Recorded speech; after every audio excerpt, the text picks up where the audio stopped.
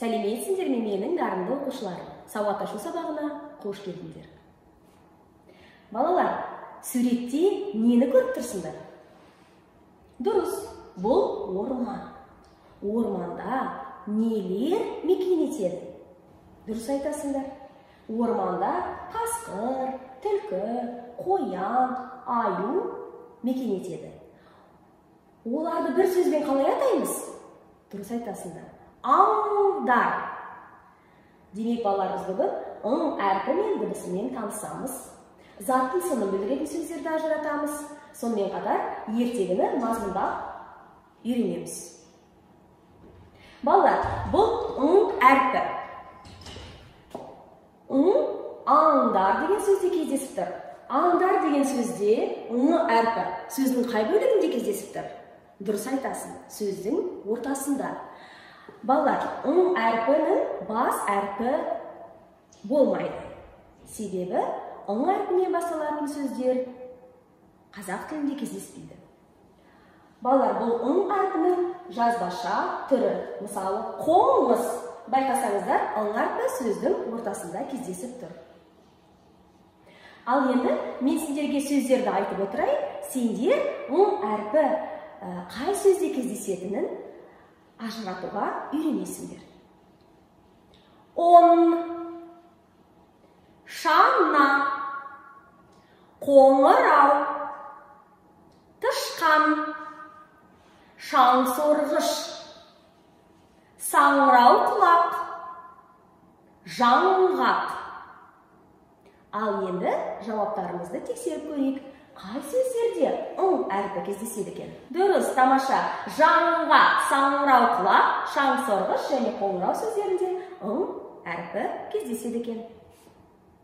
Ал енді ың әрпі бар сөздерді оқып көрейік.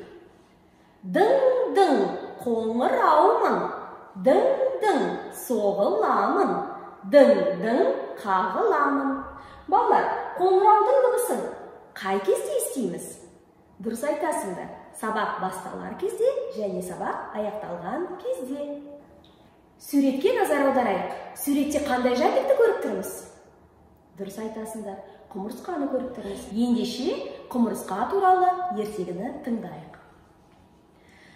Бір құмырсқа өз илеуіндегі тобынан бөлініп, сол маңдағы ара қоңыздармен дос болыпты.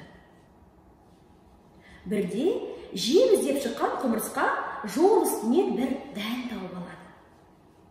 Жалғыз өзі дәнді орнынан қозғалта алмапты. Көмекке досы араны шақырады. Бірақ ара келмей қояды.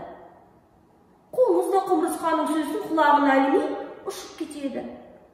Достарынан күдер үзген құмырсқа мұңайып келе жатады. Алдынан өзі сияқты құмырсқалар көмекке келеді. Ал енді осы ертегінің мазмұнына сай сұрақтарға жауап берейік. Құмырсқа илеуіндегі тобынан бөлініп, қай жәндіктермен дос болыпты? Дұрыс айтасың. Арамен және қоңызбен дос болыпты. Жем іздеп шыққан құмырсқа жолда нені көрді? Дұрыс айтасың.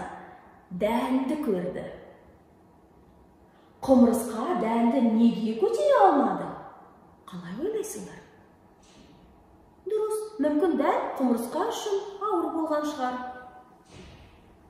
Құмырсқа көмекке нелерді шақырды? Әрине, ара мен қоңызды шақырды. Олар көмекке келді ме, балалар? Келген жоқ. Достарынан күдер үзген құмырсқаға нелер кездесті деп ойлайсың?